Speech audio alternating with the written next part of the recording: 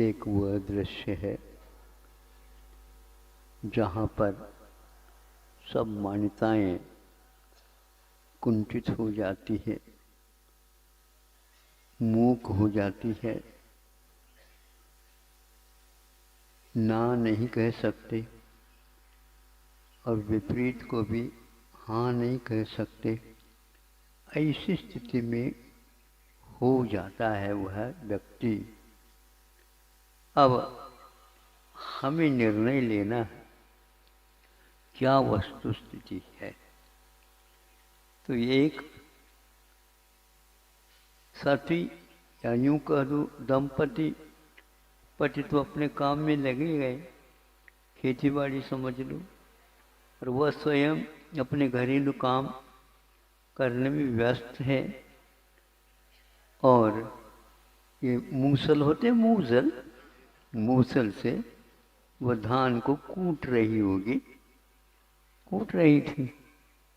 इसी बीच में एक कोई व्यक्ति आया, व्यक्ति का मतलब उसको व्यक्ति समझे, तो भिक्षाम दे कहा, भिक्षा मिले। सुना उसने, अतिथि आया और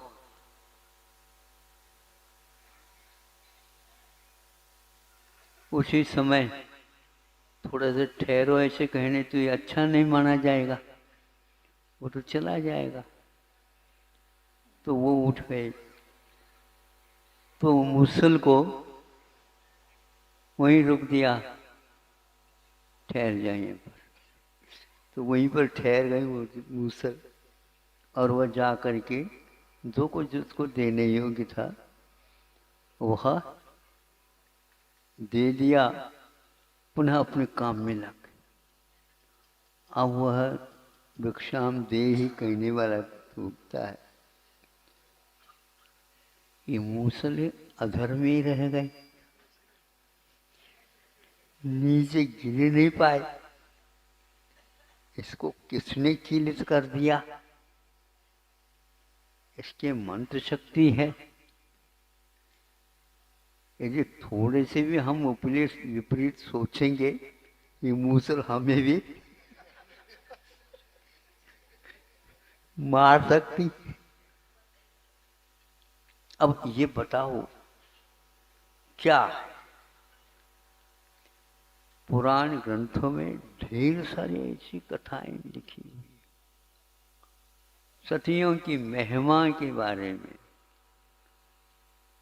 सर्प का फूल हो जाना, विष का अमृत हो जाना, यह सब मामूली चीज है। अब पढ़े लिखों को गला उतरेगा नहीं, और प्राय करके सब लोग पढ़े लिखे हैं।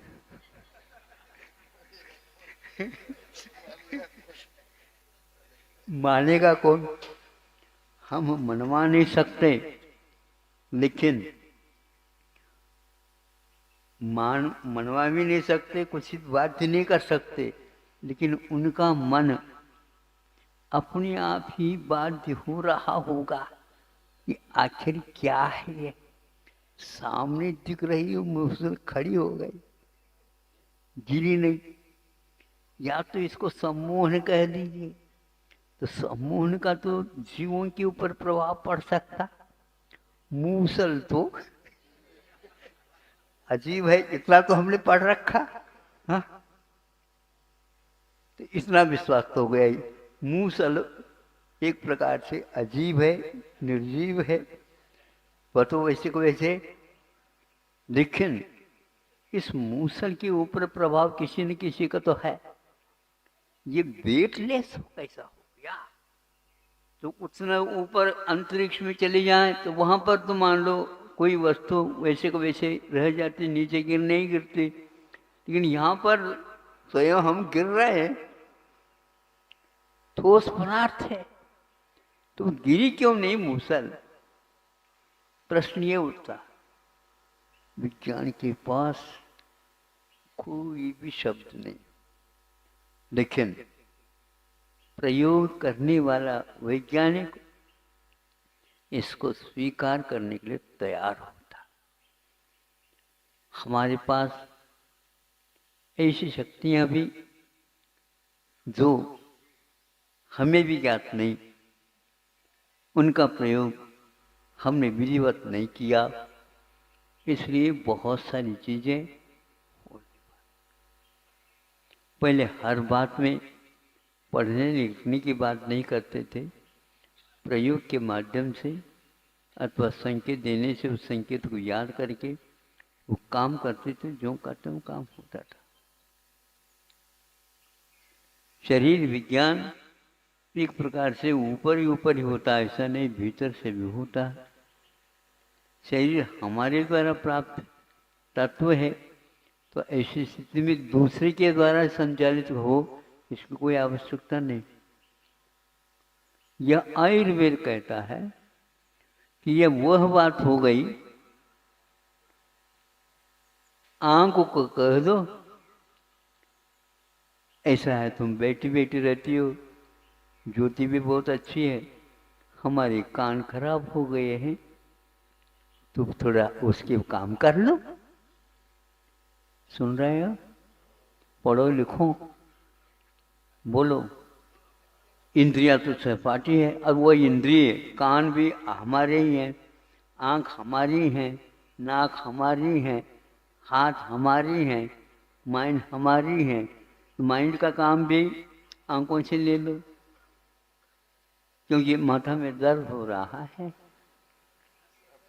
हाँ विश्राम मिल जाए। नाक में जुकाम हो गई है, नहीं समझे, अब नाक का काम भी धीरे से ये रचना तुम भी कर ले। आत्मा तो सबकी एक है, पांचों इंद्रियां तो पंचेंद्रियाणि। अब उत्तर दो, हम और किसी से उत्तर नहीं लेना चाहते।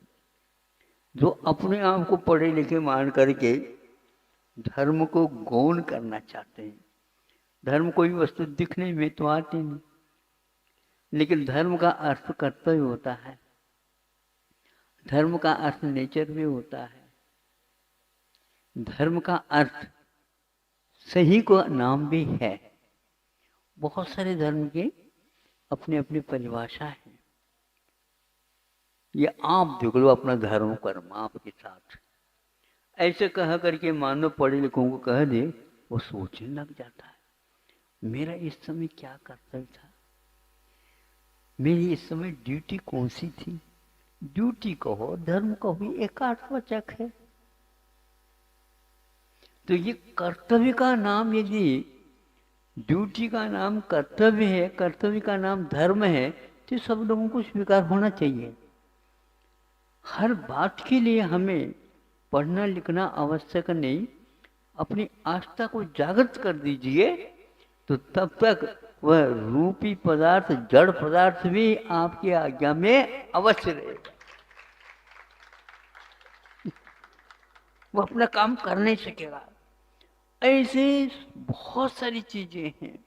अब धीरे धीरे झुकाव हो रहा है, ठोकर खाने के उपरांत, अथवा एक बार दूध से जल गया, फिर प्याज,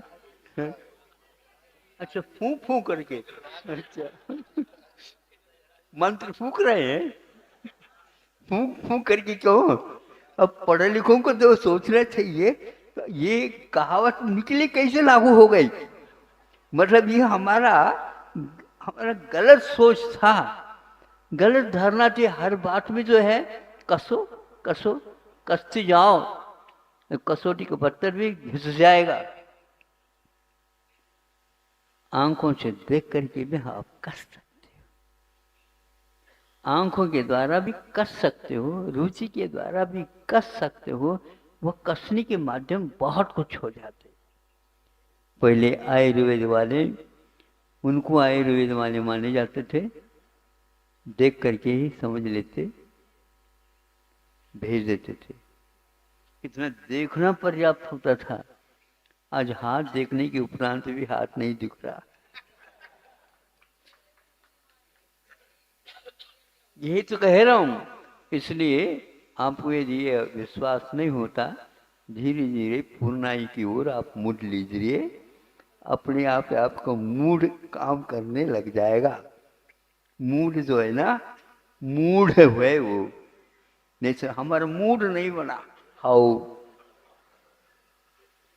यह रुचि की बात है। आप बहुत कुछ हासिल कर सकते हो। सोचने का काम होता है, उस समय कोई इंद्रियां काम नहीं करती। ये कौन सा उपकरण है? जब ये पांचों इंद्रियां काम करती हैं, उस समय वो काम नहीं करता। और जब वो कहता है मैं काम करूंगा, तुम चुप बैठो। नहीं समझे?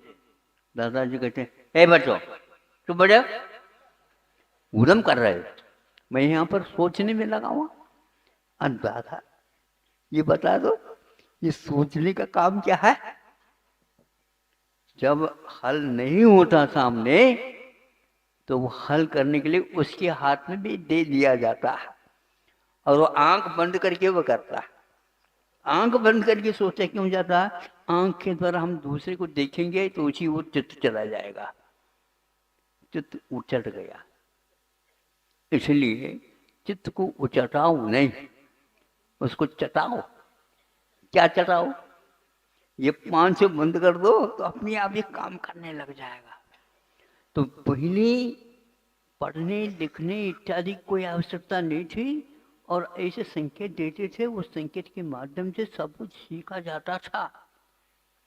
सूक्ष्म है, रुचि है, काम हो जाएगा। इसलिए हमारा कहना, उस मूसल में भी मतलब आपकी आस्था का प्रभाव पड़ा है, और वो आसमान में रह गया। वह सोचता रह गया, भिक्षाम दे कहने वाला, तुम तो भिक्षा मांगने में रहो। नहीं समझे? तुम्हें ये हासिल नहीं होगा।